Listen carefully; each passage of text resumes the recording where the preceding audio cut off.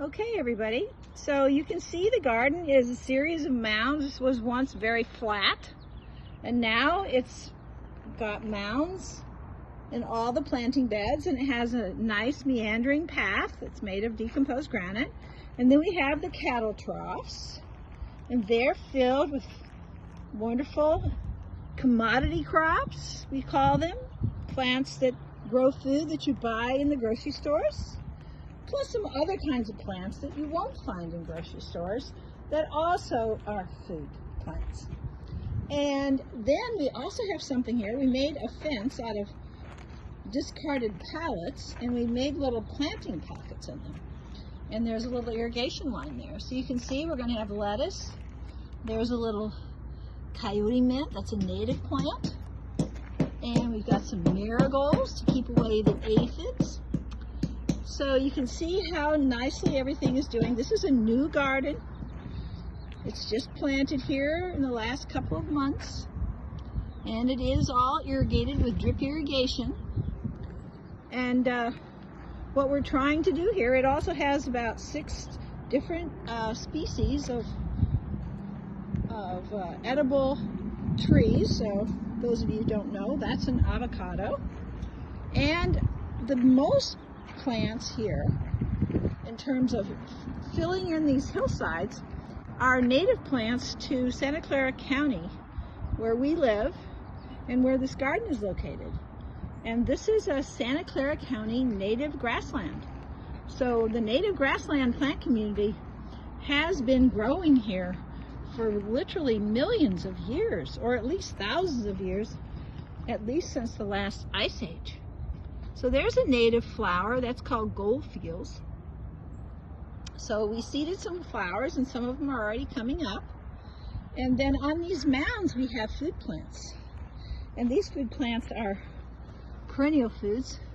It's very tiny now, but we'll talk to you about ground cherry. It's native to Brazil, I think, maybe Ecuador, in the southern hemisphere, and that's a perennial food plant. Remember, a perennial plant is a plant that you plant at one time and then it grows food, a lot of food for you for many years. So trees are perennials. And there's a clementine. So we love those little clementines, and that's going to be producing a lot of those. And what else do we have?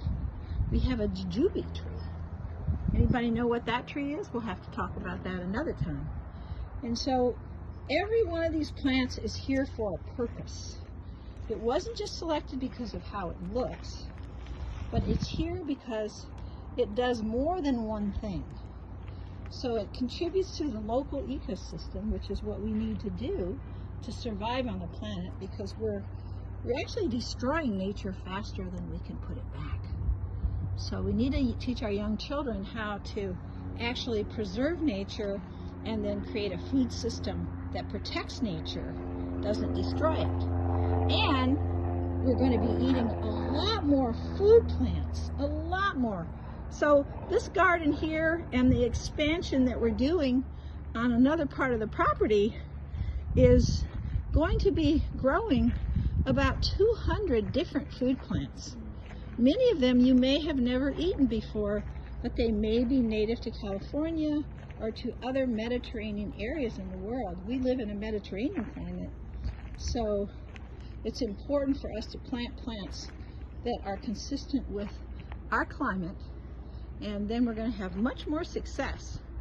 Over here we've got a wetland, and this wetland is a constructed wetland, and it's going to be filled with water that actually comes from the sink here. So when we wash our vegetables, the water goes down, goes through a mulch filter, and then goes into the wetland, and that's going to keep the wetland wet.